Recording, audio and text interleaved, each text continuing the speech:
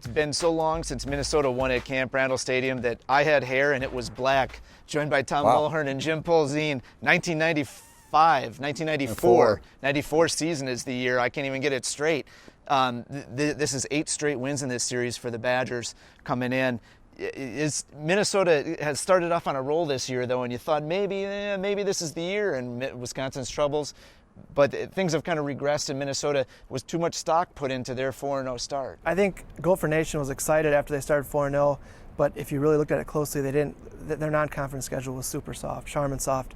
The best win they had was over Syracuse. So I think a lot of people really thought the Gophers were back. They opened off at Iowa. Iowa was very vulnerable at that point. And I think people thought Minnesota was going to go down to Iowa City, win that game. Well, it didn't happen. They lost at home last week to Northwestern. I just think it's going to take a little while. Tim Brewster left that program in such a mess that it's going to take. I think Jerry Kill's a very good coach. He's got a history of building programs. It's going to take him a while. You can't expect him to get it done yet. So I don't think they're anywhere near where they're hoping to be.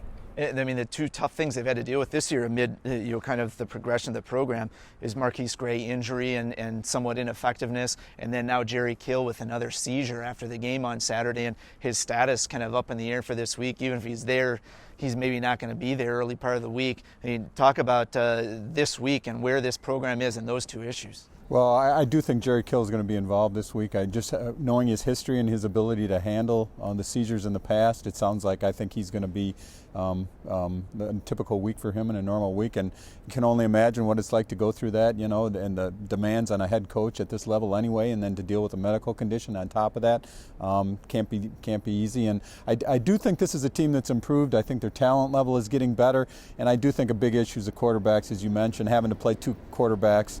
And I think Marquise Gray is the guy that they need in there, and I think he's the one who's going to make the offense grow. And obviously, as we saw Purdue last week playing 3, they didn't really have any. And I think if Marquise Gray can get healthy, I think that'll be what their offense needs. Wisconsin side of the thing, the offense got what it needed on Saturday. That offensive line was creating holes like we haven't seen this year. It seemed like they were back to their usual selves and kind of enforcing their will on Purdue. And that's even with Ricky Wagner going down with an apparent knee injury, and he doesn't look good for this week in terms of his status. Talk about who they're going to pop in there and whether they can continue that given the full week of practice and scheming on the other side as well. Well, we do have to throw one caveat out there, is that Purdue defense laid down. It's a good defensive line, but really exhibited no effort at all in the second half. Now, having said that, I think you got to give Ryan Groy a lot of credit from bumping out to left guard to left tackle with 5 practice reps, according to him last week. An emergency plan was hatched when Robert Burge was injured in practice on Wednesday. The following day, they give Groy 5 snaps at left tackle, and he's able to move in there in the second half. Now, it helped that they only threw 2 passes in the second half, but just the athleticism of Groy. He's now played 4 of the 5 offensive line positions. He's played fullback. He's played tight end. Speaks for itself. And I think with a full week of practice, I think he'll be fine at that position against Minnesota. The thing that I'd noticed, too, is that the running backs seemed to run with so much more authority once they knew the holes were going to be there. I mean, it seemed to just feed upon itself that way, didn't it? Well, yeah, Monte Ball was, throughout this whole process, as bad as things were for this running game, he never pointed fingers, really. I mean, he and even after the game the other day, his first line to us was, "It's about time," and he was talking about himself, not the offensive line. He just didn't think he was doing a good enough job of breaking tackles and making yards after contact, and he did. I mean, that was the best we've seen him all year of doing that. So I think some of it fell on the running backs, but yeah, I can't count the number of times this year where Monte Ball got the ball and there were 3 or 4 guys waiting for him in the backfield, and that didn't happen a lot the other day, and he had some huge holes and took advantage of them. I just think the offensive line needed a game like that. You could just tell a weight had been lifted off their shoulders after the game. They were so sick of being pointed at and criticized and people asking them what's wrong. I think for them to come in after a game, after rushing for 400-plus yards, it was something that they felt good about and they can certainly build on. And the other aspect to this is the way the running back rotation is shaken out. And you spoke earlier in the week, you wrote about it earlier in the week, that Monte Ball got into a rhythm at the end of the Illinois game when he started getting consecutive carries. And your concern is 3 guys, how do you split that up equally?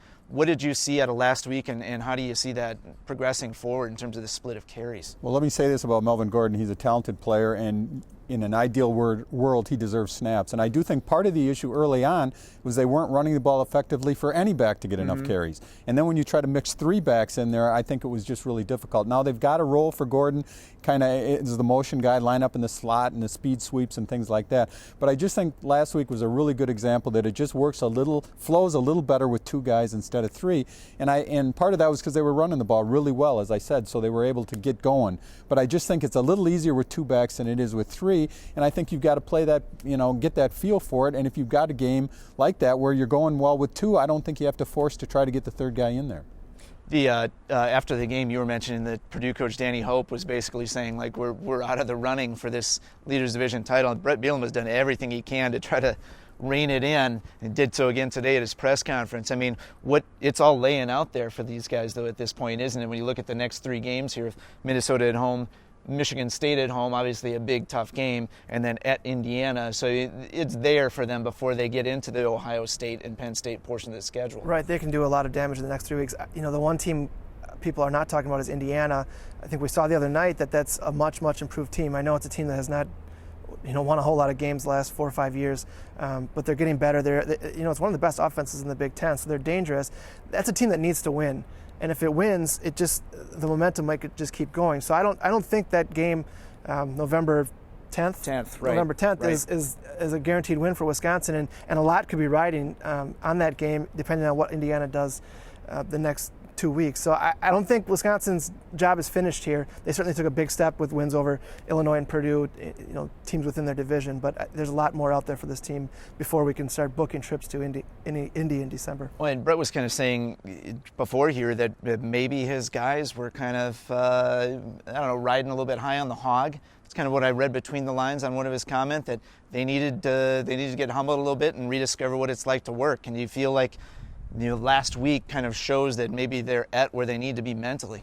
Yeah, well, I just think, they went through it last year with the 2 early hits they took on the road with Michigan State and Ohio State, and bounced back from that. And I do think there's a feeling, of a sense of accomplishment when you have a season like that, when you're able to take some knocks and able to come back. And this team was pretty low a couple of weeks ago, let's admit it. I mean, they struggled like few teams that we've seen recently around here struggle. So I do think that they feel like they've got some things figured out, and I do think that that's, probably a good sign that they could weather that storm and move ahead and get better. But one thing too, we all, I think fans, media, everybody had Wisconsin guaranteed to be in the Big Ten championship game in December. How can the players not be thinking that too? I mean, they know the math. Ohio State and Penn State aren't eligible. They had to be thinking the same thing all of us were. So maybe they got caught up in that a little bit too. I'm sure, obviously, they're humbled now, and I think it's a much more focused team. See how they deal with success this week. Wisconsin going for its 9th straight win against Minnesota. It tied the longest streak in the history of this very long series. Follow us all week in Wisconsin State Journal and on madison.com sports.